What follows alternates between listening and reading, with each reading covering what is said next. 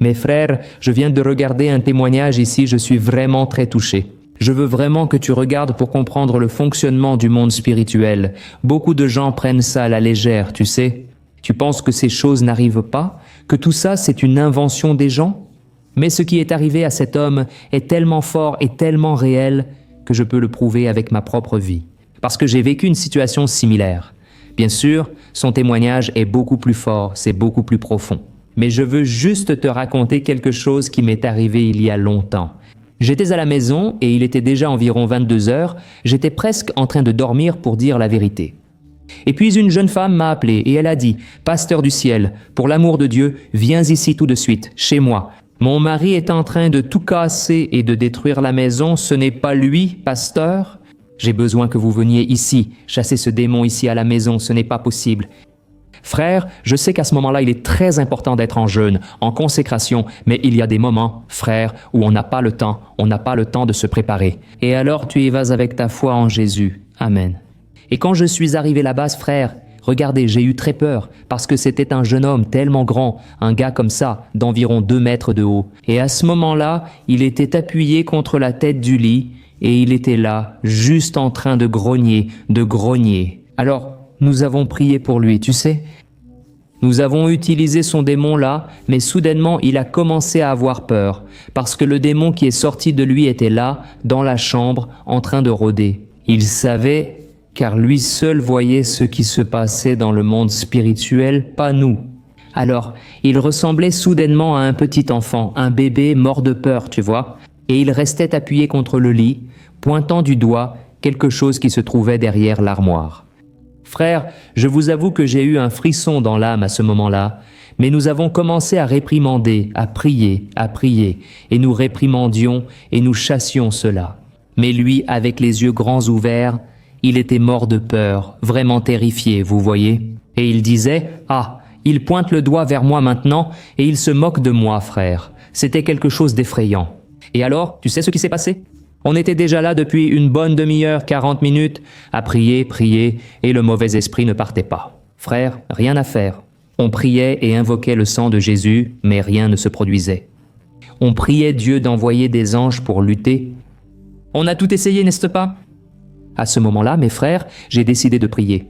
Alors j'ai fait une prière à Dieu et j'ai dit « Seigneur, ne nous laisse pas sortir d'ici honteux. Aujourd'hui, nous allons avoir la victoire au nom de Jésus. Donne-moi une instruction, parle-moi, mes frères. » À cet instant, le Saint-Esprit a fortement parlé à mon cœur.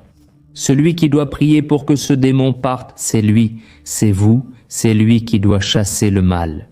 Alors, nous avons parlé avec ce jeune homme et je lui ai dit, « Écoute, tu dois utiliser l'autorité que Dieu t'a donnée, tu dois utiliser l'autorité. » Faisons une prière de repentir, puis nous avons prié avec lui. Il s'est repenti de ses péchés, il était impliqué dans la drogue, dans plein de mauvaises choses, il s'est repenti de tout. J'ai alors dit, pointe le doigt là-bas et dis-lui de partir.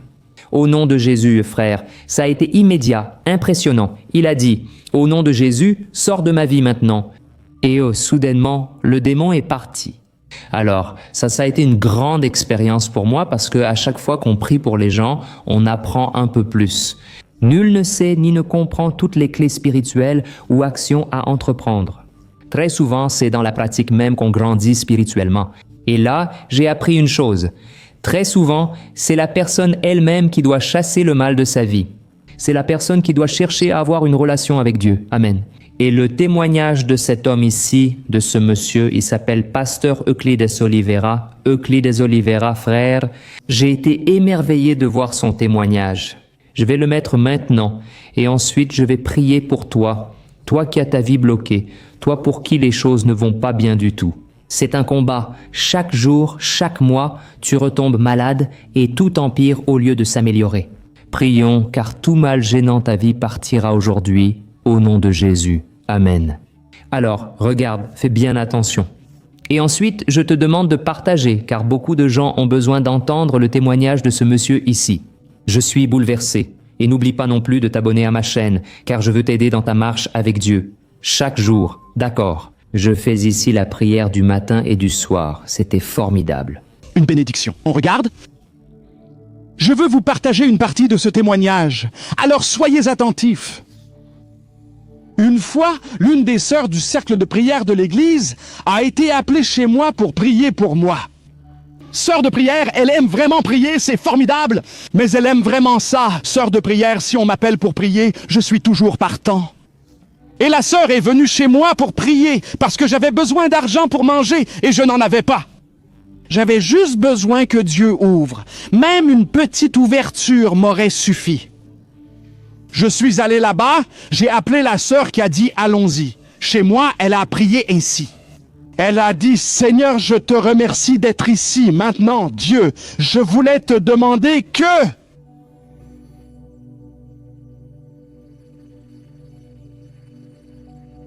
C'est ça, qu'est-ce qu'il y a, sœur? Pourquoi tu t'es arrêté? La sœur a dit « Je ne prierai plus ici. » Moi, pourquoi? Elle, parce qu'il y a quelque chose de mauvais dans cette maison. Et moi, je ne prie pas tout seul, non. Mais je vais à l'église chercher mes compagnes de prière et je reviens avec elles. Là, je prie. Tout seul, je ne prie pas, non. J'ai dit « Sœur, alors vas-y vite, mais ne perds pas de temps. Vas-y maintenant, parce que j'ai besoin que Dieu me donne une bénédiction. Celui qui bénit, je n'en veux pas. Je veux la bénédiction. » La sœur, c'était lundi à 9 h du matin. Voilà l'armée de Dieu qui arrive, marchant vers la bataille. Alléluia! Je n'étais pas là ce jour-là. Elles m'ont ensuite raconté ce qui s'est passé quand elles ont commencé à prier. Le démon Satan s'est manifesté à l'intérieur de ma maison. Mais elles étaient là et elles ont dit, au nom de Jésus-Christ, sors! Et il est parti, il s'en est allé.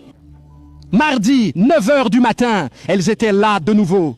Je ne vous ai pas dit que les croyants sont persistants. Quand ils tiennent, ils ne lâchent plus. Vraiment pas. Ce jour-là, j'étais à la maison. Quand elles se sont agenouillées pour commencer à prier, cette saleté, cette chose répugnante s'est manifestée de nouveau à l'intérieur.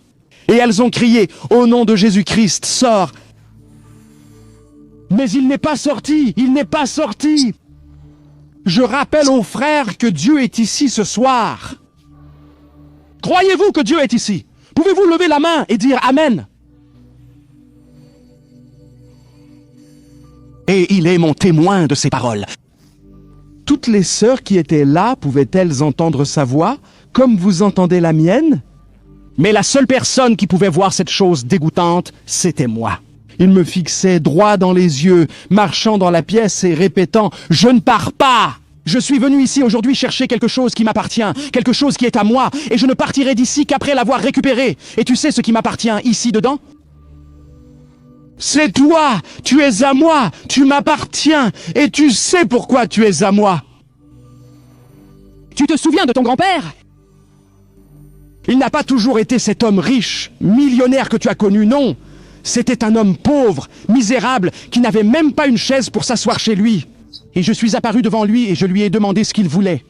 Et il m'a dit, « Je veux de l'argent, mais j'en veux tellement que moi-même je ne sache pas combien j'en ai. » Il a dit, « Je te donne cet argent. Et toi, que m'offres-tu en échange? » C'est là qu'il a dit, « Mon petit-fils vient de naître. Je te le donne. » Je ne sais pas si tu avais des pouvoirs pour ça, mais il a accepté. Mon grand-père était parmi les plus riches de la ville. Je viens d'une petite ville prospère du Rio Grande do Sul, Caxias do Sul, reconnue mondialement.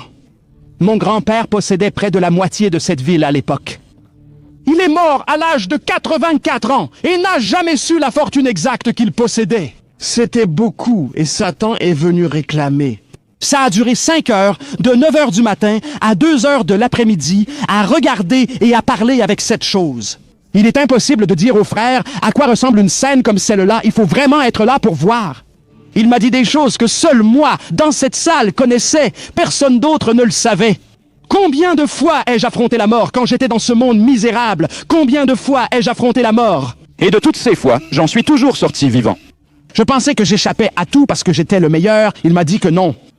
Toutes ces fois, j'étais là pour payer ma dette. Mais il y avait toujours quelqu'un à tes côtés qui te protégeait et je ne pouvais pas t'emmener.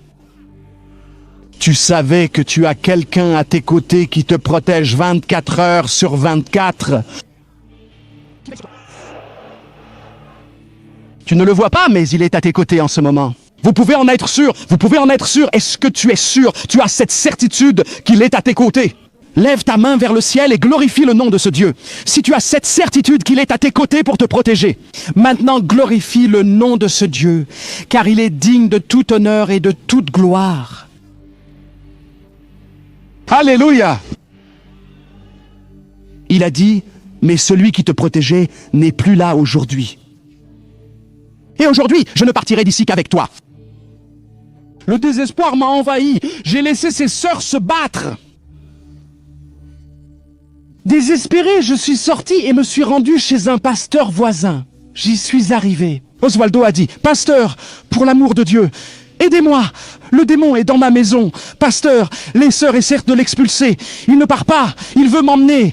Aidez-moi. » Le pasteur a pris sa femme, sa compagne déjà âgée, ses 2 fils, des ouvriers, les épouses de ses fils, et ils sont allés chez moi. Il y avait 11 personnes dans cette pièce. Ils se sont donné la main et ont formé un cercle au milieu de la salle. Cette saleté est restée au milieu. Moi, à l'extérieur, je tremblais de peur. Et ils ont crié, « Au nom de Jésus-Christ, cet endroit n'est pas à toi. Sors !» C'était comme dire de rester. Ils me regardaient droit dans les yeux et disaient, « Tu savais que je marche avec toi dans la rue tous les jours ?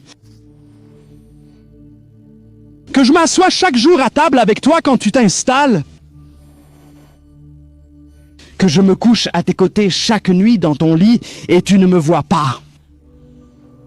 Mais cette nuit, je vais te donner une preuve de ce que je suis en train de te dire. » Au milieu de toute cette confusion, l'un des ouvriers qui était là m'a regardé droit dans les yeux et a dit, « Euclide, pour l'amour de Dieu, il n'y a plus de solution. Reviens à Jésus maintenant. » Je n'en pouvais plus, je n'en pouvais plus. Je voulais qu'il disparaisse de devant moi. Je voulais qu'il parte, qu'il disparaisse. Quand il a dit, « Tu veux revenir à Jésus ?» J'ai dit, « Oui, hein ? Je veux faire quoi ? Et il y a une autre façon ? » Quand j'ai dit ça, il a éclaté de rire. Un rire qui a résonné dans toute la pièce où on était. Et il a crié bien fort. « C'est un mensonge. Il est faux. Il fait semblant, tout comme moi. Il ne revient pas du tout. » Je ne revenais pas vraiment, pas avec le cœur. Juste en parole. Il a dit, « Je pars, non parce que vous l'avez demandé, mais parce que je le veux. Je reviendrai. » Puis il est parti. Je peux même partir en imaginant la question. Peut-être que des frères, ouvriers ou pasteurs ici présents se posent cette question. Je me la suis aussi posée. Où est la promesse? En mon nom, ils chasseront les démons. Et l'onction sur cet oint de Dieu. Et les femmes de prière. Ils sont tous sortis honteux. Mais en rentrant chez moi, je ne sais pas comment, parce que je n'étais pas là. Je ne sais pas de quelle manière Dieu a fait, mais Dieu a parlé à son oint, et quand Dieu veut parler, il parle. Il a dit, « Mon serviteur, ne crains pas, car là, il y a un plan à moi. »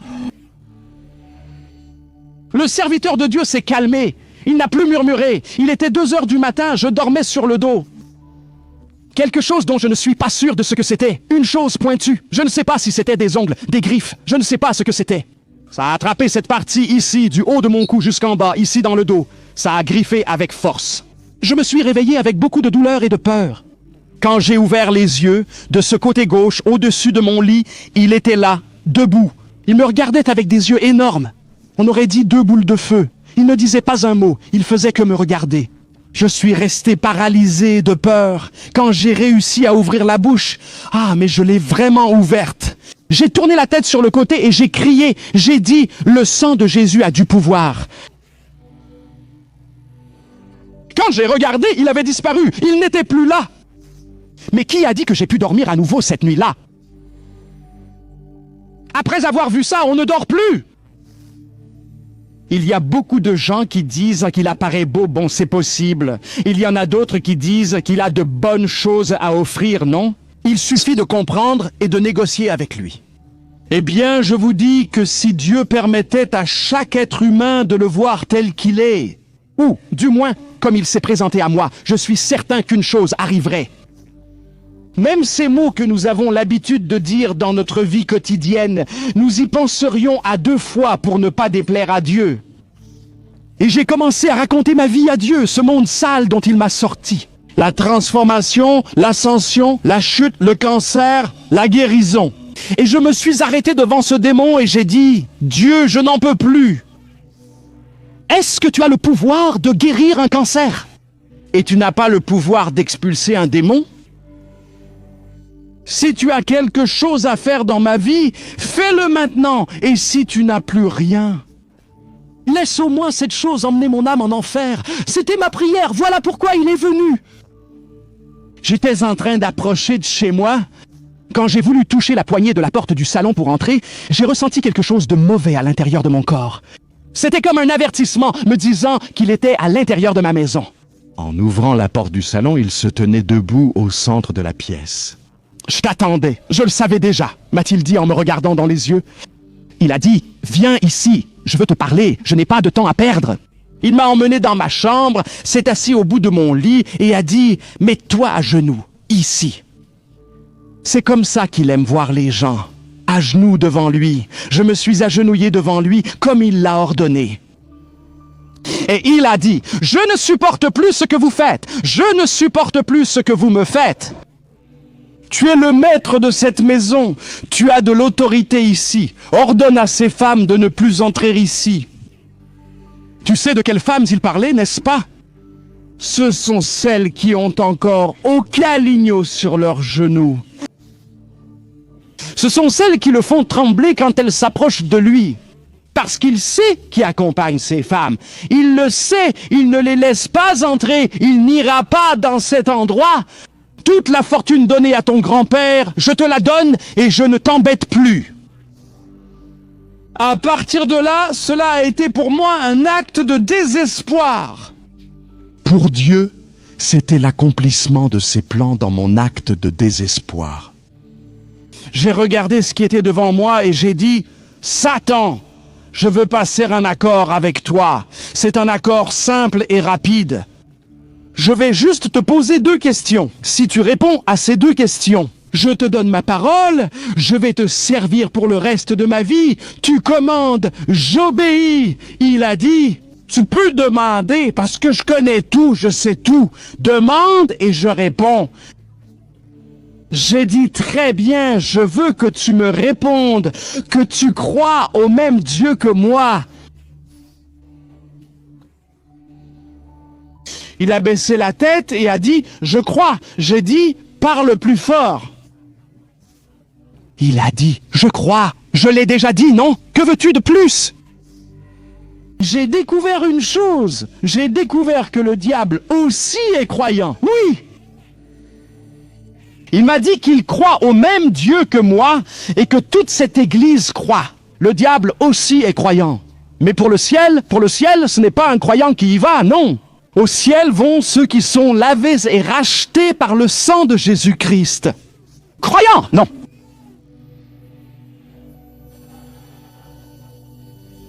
Ah, pasteur, je suis croyant, hein? Le diable l'est aussi. Si tu veux entrer au paradis, tu dois laver tes vêtements sales du péché dans le sang de l'agneau de Dieu, sinon tu n'entreras pas. Mais j'étais satisfait de la réponse. C'était ce que je voulais entendre. J'ai dit, réponds-moi à la 2e. Je tiens ma parole. Je veux que tu me répondes. Que tu crois que Jésus-Christ est descendu du ciel, qu'il s'est fait homme comme moi et qu'il est mort crucifié sur une croix, ressuscitant le 3e jour pour sauver mon âme de l'enfer. Celle-là. Il n'a pas pu répondre. Il a baissé la tête et il est resté silencieux. J'ai attendu quelques secondes pour voir s'il disait quelque chose. Il n'a rien dit. Ah, mais j'ai pris mon courage à 2 mains. J'ai dit, parle! Réponds, lâche. Dis que mon Jésus est mort pour sauver mon âme de l'enfer. Réponds, lâche, parle. Il n'a rien dit. J'ai dit, tu ne parles pas, alors je parle. Je suis sorti de cette chambre. Il est devenu désespéré, frappant le sol de ses sabots sales contre le mur. Il criait, hurlait, « Arrête! Arrête! Qu'est-ce que tu vas faire ?» Arrête! Je suis allé dans mon bureau et elle était encore là. Abandonnée, répudiée, elle était vieille, sale, pleine de poussière.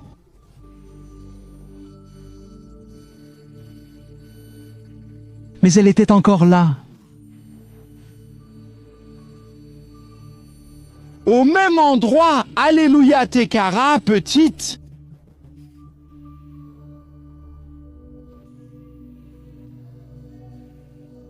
Au même endroit, là où un jour je l'ai abandonnée. C'est comme si elle était restée là tout ce temps, silencieuse, à m'attendre. J'ai pris ce livre sacré, comme on prend un enfant au moment où il naît. Avec toute la tendresse du monde, j'ai serré ce livre fort contre ma poitrine, j'ai regardé ce qui était là devant moi. J'ai dit, Satan, hier ici, tu m'as traité de faux et d'hypocrite, et c'était vrai, je l'étais vraiment. Mais aujourd'hui, je suis devant toi, et en présence de mon Dieu. Je me suis agenouillé là devant lui, et j'ai dit, Seigneur, qu'est-ce que cela veut dire? Suis et reviens. Mon corps, mon âme et mon esprit sont à Dieu.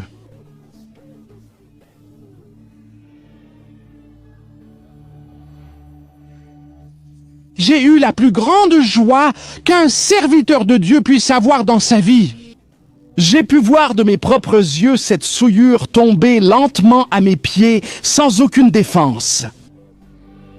Et quelqu'un que je n'ai pas pu voir, mais j'en suis certain, je sais qui c'était. Il a pris ma jambe, l'a posée sur lui. Le Seigneur m'a renouvelé avec le Saint-Esprit à ce moment-là. Et là, au milieu de langues étranges, j'ai dit, Satan, au nom de Jésus-Christ, Fils de Dieu, sors, et il est parti pour ne jamais revenir. Mais sors, sors, sors, sors, sors, sors, sors, sors. Sors, sors, sors. Sors, sors, sors, sors, sors, sors, sors, sors, sors, sors, sors, sors, sors, sors, sors.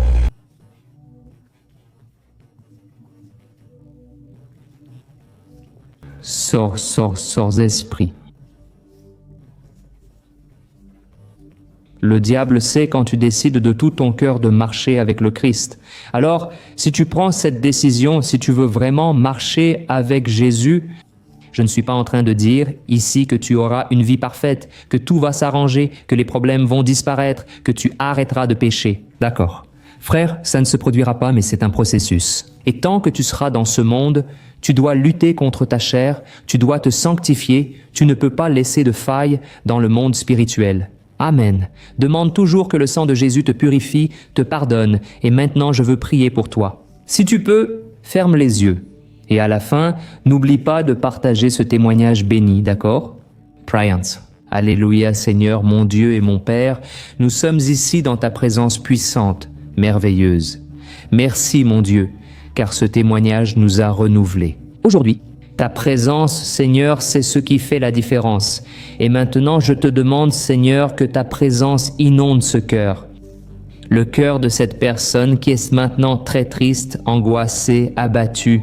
Ô Seigneur Jésus, va dans cette maison maintenant, entre dans ce foyer, dans cette chambre, là où cette personne se trouve. Seigneur Jésus, opère tes signes et merveilles. Je réprimande maintenant tout le mal contre cette vie, contre cette maison. Au nom de Jésus-Christ, mon Père merveilleux, je place devant toi la vie de cet homme, de cette femme qui a tant traversé de luttes et de tribulations. Dernièrement, il est souvent tombé malade, très fatigué. La situation semble empirer. Au nom de Jésus, je te demande, Seigneur, renverse cette situation, répands la santé, Seigneur. Je prophétise des bénédictions sur cette maison, sur cette vie, sur ce foyer. Ô Père bien-aimé, je mets devant toi la vie de ces personnes qui traversent une crise dans leur mariage, une crise dans leur relation. Ô mon Dieu, je crois qu'il est dans ta volonté que tu restaures, que tu accomplisses une œuvre de transformation. Mais tout doit commencer à partir de nous. Dieu brise ses cœurs. Père, cette personne est ici en reconnaissant qu'elle est pécheresse, qu'elle ne mérite pas le ciel, parce que nous avons tous péché et échoué. Mais c'est seulement par la grâce, par la foi en notre Seigneur Jésus, que nous sommes sauvés. Merci Jésus d'avoir versé ton sang pur et parfait là sur la croix du calvaire. Et merci Jésus parce que maintenant tu es ressuscité. Maintenant, tu intercèdes pour chacun de nous et ici, Seigneur, nous nous repentons. Seigneur, pour toutes les fois où nous n'avons pas fait ce qui te plaît, pour toutes les fois où nous avons désobéi à ta parole, pardonne-nous, Seigneur, car bien souvent nous connaissons ta parole et, par entêtement, nous faisons exactement le contraire. Tout comme le prophète Jonas, nous allons dans une direction opposée à ce que tu as prévu pour nous. Ayez pitié, Seigneur. Restaure celui qui est tombé, abattu. Ta parole dit que tu ne rejettes pas. Tu prendras soin du roseau brisé et tu n'éteindras pas la mèche qui fume encore. Au contraire, tu es miséricordieux, tu es un Dieu de grâce. Dieu restaure celui qui est tombé, relève l'abattu. Et s'il y a quelque chose de contraire qui empêche cette personne de profiter du meilleur de toi, je le réprimande au nom de Jésus-Christ. Cette personne réprimande maintenant tout le mal de sa vie. Ô mon cher frère, ma chère sœur, fais toi-même cette prière. Chasse tout le mal de ta vie, repens-toi de tes péchés. Et, tout comme tu as entendu ce témoignage puissant, Dieu fera aussi une grande œuvre dans ta vie à partir de maintenant. Amen. Nous prions, Seigneur, nous te remercions pour ce moment si spécial et pour cette personne qui nous écoute. Maintenant, que le Seigneur puisse recevoir la prière de foi, la prière de confession au nom du Seigneur Jésus-Christ. Amen. Gloire à Dieu. Alléluia. Oh mes bien-aimés, regardez, je suis sûr que Dieu a agi et je veux déjà vous dire une chose. La Bible dit là dans Romains, chapitre 10, à partir du verset 9. Que si tu confesses de ta bouche que Jésus-Christ est le Seigneur et que tu crois dans ton cœur qu'il est ressuscité d'entre les morts, alors tu es sauvé. Amen. Tu seras sauvé au moment même où tu confesseras de ta bouche que Jésus est le Seigneur de ta vie. Te repentir de tes péchés et croire qu'il est ressuscité pour te sauver. Alors, la vie éternelle fera partie de ta vie. Et alors, la Bible continue en disant, au verset 11, que quiconque croit en lui ne sera jamais honteux. Alléluia, gloire à Dieu. J'espère que tu as aimé ce témoignage. Demain, je veux apporter plus de vidéos comme celle-ci, alors n'oublie pas de t'abonner et Je mets la vidéo à l'écran. Vas-y, je t'attends. Que Dieu te bénisse, grande accolade.